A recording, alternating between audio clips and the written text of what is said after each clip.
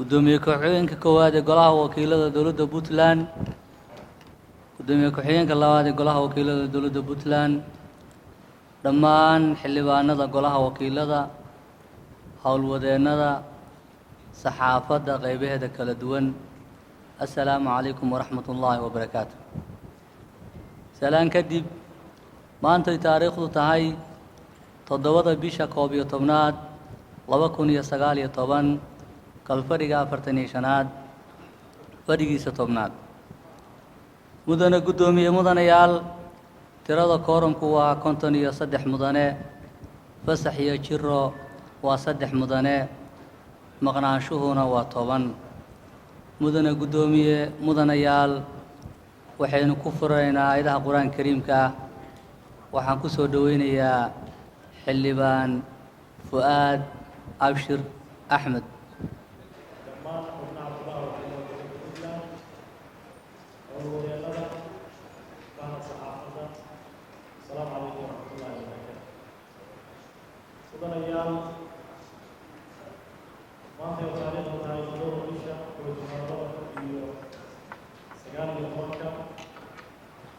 fadhigeena maantay wuxuu daadan yahay mooshin ka dhan ah gudoomiyaha golaha wakiilada cabdixakiim maxamed axmed oo ay ka soo gudbiyeen xildhibaanada golaha wakiilada. waxaa insha allah la akrin doonaa liiska xildhibaanada golaha wakiilada, waxaana insha allah haddii la qidmo warqadda inoo akrin doona xogeyaha golaha wakiilada kusoo dhawaaqaya liiskiisana ku aqriso. xubnaha qofka la yeeliyo wuu ka istaagi doonaa, gacantana waa jeedi doonaa si loo arko.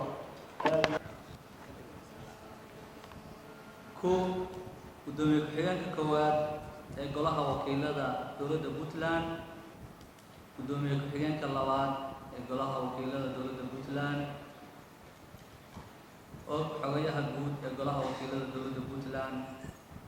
ujeedo mooshin xilka qaadis gudoomiyaha golaha wakiilada dowladda Puntland mudane cabdixakiim maxamed axmed. annagoo ah xildhibaanada hoos ku saxiixan, waxaan halkan idinku soo gudbinaynaa mooshin xilka qaadis gudoomiyaha golaha wakiilada dowladda Puntland mudane cabdixakiim maxamed axmed, kadib markii uu ku tagrafalay awooddii ay golaha wakiiladu u doorteen oo ahayd xilgudoominta golaha wakiilada dowladda Puntland, uuna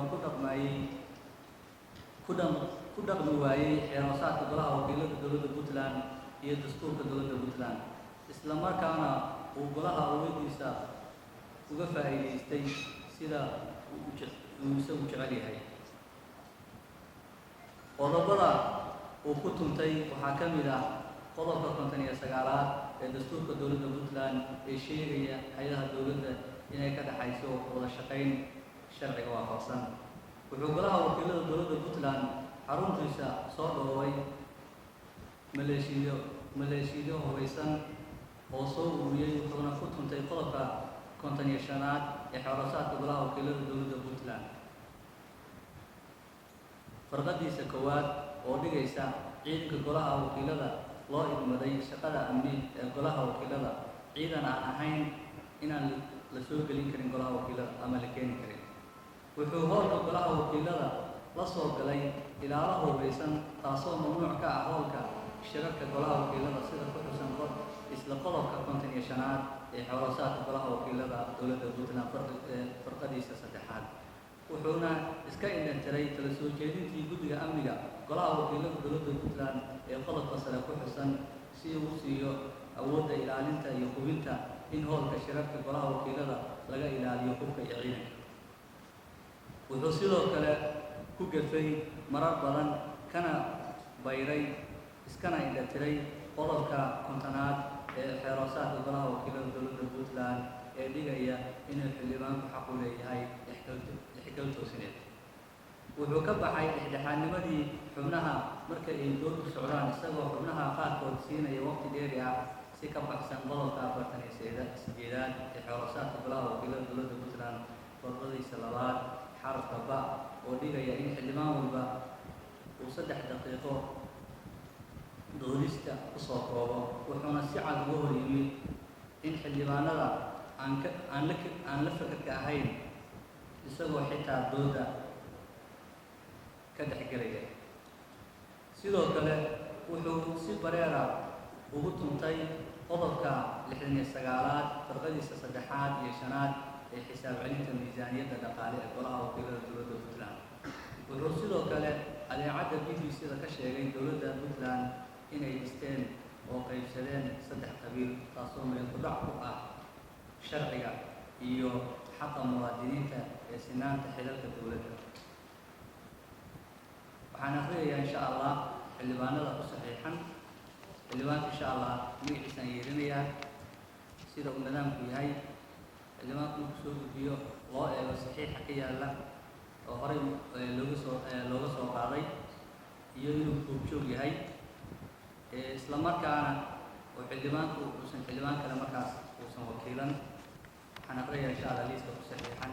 xildhibaanku uu joogo waan hubinaynaa, gacanta ayuu taagayaa mudanayaal sida nidaamku uu yahay. sidaynu isla socono aad iyo umahadsantihiin. xildhibaan cabdicasiis siciid maxamuud mudane deji. xildhibaan jaamac yaasiin jaamac. xildhibaan raage saalax cismaan. xildhibaan daawud nuur muuse. xildhibaan daawud nuur muuse. xildhibaan cabdixamiid sheekh cabdisalaan. xildhibaan ayaanle gallan guuleed. xildhibaan cabdixakiin yuusuf muuse.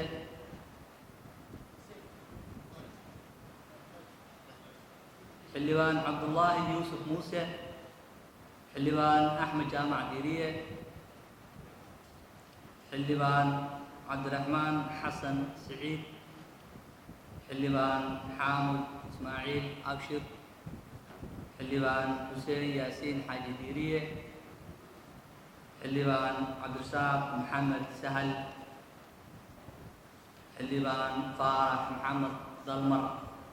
xildhibaan axmed yaasiin cabdi. xildhibaan axmed xariir gaas mutaale. xildhibaan maxamuud axmed caalim. xildhibaan cabdiraxmaan diiriye carab. xildhibaan aadan yuusuf aadan. xildhibaan cabdiraxmaan muuse jaamac. xildhibaan maxamed axmed cabdi. xildhibaan cabdiqaadir xareeb xildiid. xildhibaan cabdullaahi siciid axmed. xildhibaan aweys axmed sardeeye. xildhibaan jaabiri samatar cabdiraxmaan jaabiri samatar. xildhibaan cabdirasaaq xasan ciise. xildhibaan cabdiqani faarax raashane. xildhibaan cabdixakiin yuusuf xuseen. xildhibaan xuseen axmed nuur. xildhibaan cabdiraxmaan siciid faarax. xildhibaan cabdisalaan guuleed siciid. xildhibaan axmed jaamac cabdulle. xildhibaan fu'aad abshir axmed. xildhibaan maxamed cabdi warsame weerow. xildhibaan muuse siciid xasan ducaale. xildhibaan siciid macalin daahir.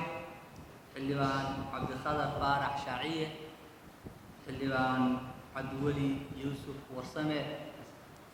xildhibaan sharmaarke cali cilmi. xildhibaan mursal cabdi farasle. xildhibaan nimco cabdi caarshe. xildhibaan cabdikhadar cawil maxamed. xildhibaan faysal cumar maxamed. xildhibaan cawil xasan daar. xildhibaan saleebaan faarax ciise. xildhibaan bashiir askar xuseen. xildhibaan cabdirasaaq maxamed saalax. xildhibaan mahdi siciid xasan. xildhibaan ismaaciil cabdi abtiile. xildhibaan cabdi siciid kafar. dhammaan way wada joogaan mudane guddoomiye 49 mudane ayaa ku saxiixan 49 mudana uu joogaa gudoomiye kusoo dhawow. yaa qaba codka qaadista gudoomiyaha mooshinka la soo jeediyey gudoomiye cabdixakiim maxamed axmed yaa qaba in mooshinkaas qaadista loo gacantaabo xilka lagaga gaabo gudoomiyaha.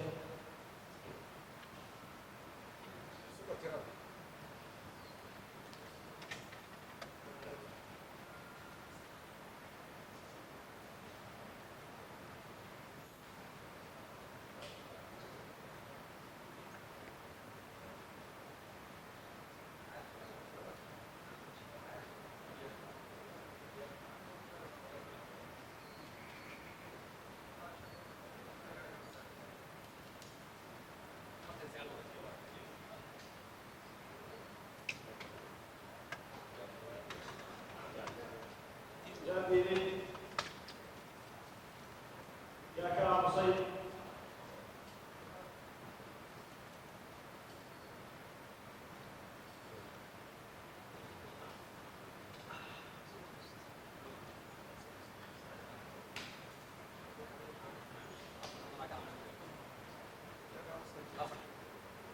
maanta ay taariikhdu tahay